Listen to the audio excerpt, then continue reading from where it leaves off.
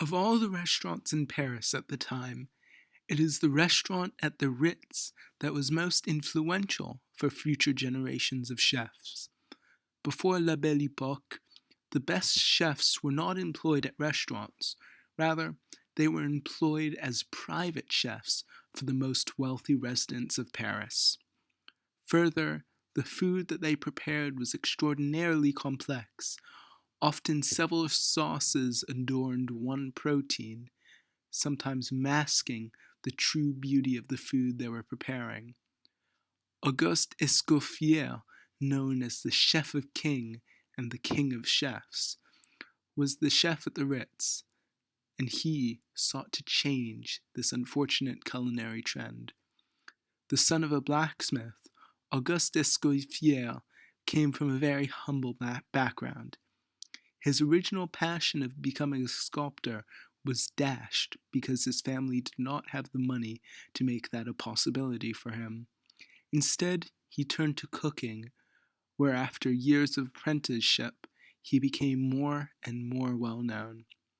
His culinary philosophy was, above all, keep it simple, and it's something that continues to influence the culinary community today. Escoffier prized celebrating the main ingredients instead of disguising them below excessive sauces and dressings. It was a more focused approach to food that was meant to focus the consumer's attention on the fundamental building blocks of a dish rather than the ostentation that generally surrounded dining during that time. He also wrote the famous Le Guide Culinaire, which is still one of the premier cookbooks in the culinary community. Le Guide Culinaire is famous for codifying the 5 mother sauces from which almost all sauces used in French cooking could be derived from. His other achievements include changing the organization of the kitchen. Escoffier created the Brigade de Cuisine, or the kitchen team, which is a group of chefs who are experts in a specific field of cooking.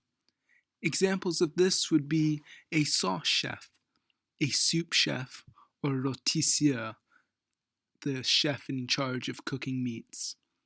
Believe it or not, this kind of organization was unheard of before Escoffier. Restaurant kitchens were mostly unorganized and chaotic, with each chef unsure of what duties they were supposed to be carrying out. This kind of organization that Escoffier introduced is still used today. Further, Escoffier was the leader behind basic things that we expect in restaurants today. He prized the clean kitchen, which was not commonplace at all during the Belle Époque. In addition, he prized the quiet kitchen, which is very similar to what we see in some of the top restaurants in the world to this day.